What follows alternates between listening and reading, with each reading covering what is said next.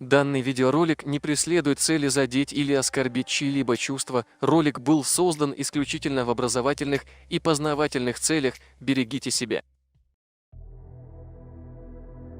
Веянях. Вам интересно, почему мы не любим это слово и пытаемся его искоренить? Если да, то внимательно посмотрите это видео. Если вы человек разумный, то вы тоже не будете использовать это слово после просмотра данного видео. Начнем с того, что ознакомим вас, кем и когда был введен искусственный термин «веянях». Ввел его Николай Яковлев, о чем он и говорит в своей работе «Языки и народы Кавказа». 1930 год. Вейнахская подгруппа название новое, предлагаемое мною, так как до сих пор не было общего названия для ингушского, чеченского и цаватушских языков. Что касается общего названия группы вейнахская, предлагаемого мною, то необходимость в нем вызывается прежде всего научными соображениями, отсутствием общего обозначения для трех близкородственных языков, входящих в одну группу.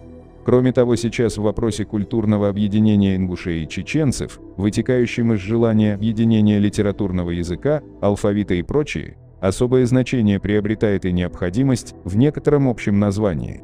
Вейнах, собственно, значит «наш народ».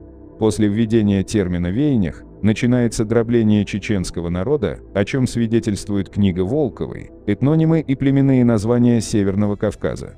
В настоящее время вайнахская этническая общность включает народы Нохчи, Галгай, Орстхай и Акхи, этническое родство которых между собой, с точки зрения самих вайнахов, определяется весьма различно.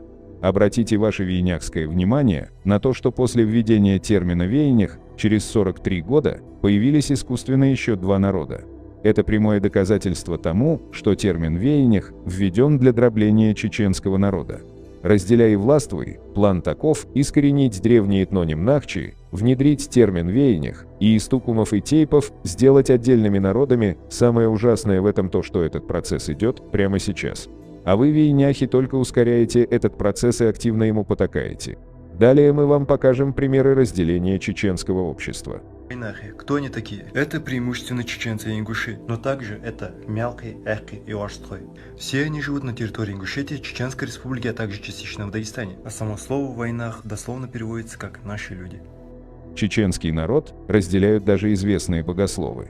Нохчи, эхти, галгай, орстрой, мелхи, бергиш, вейбусу бежили долждахдерде. А вот пример того, как под соусом братства идет разделение.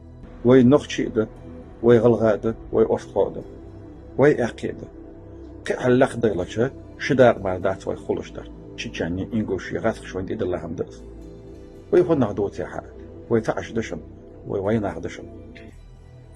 У вейняхов даже флаг появился.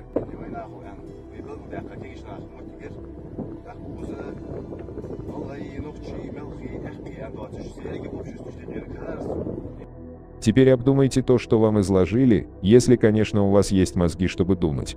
Когда вы пишете «вайнах» слитно, то вы уже допускаете грамматическую ошибку, так как «вайнах» пишется раздельно, а в ингушской вариации это вообще «веянях».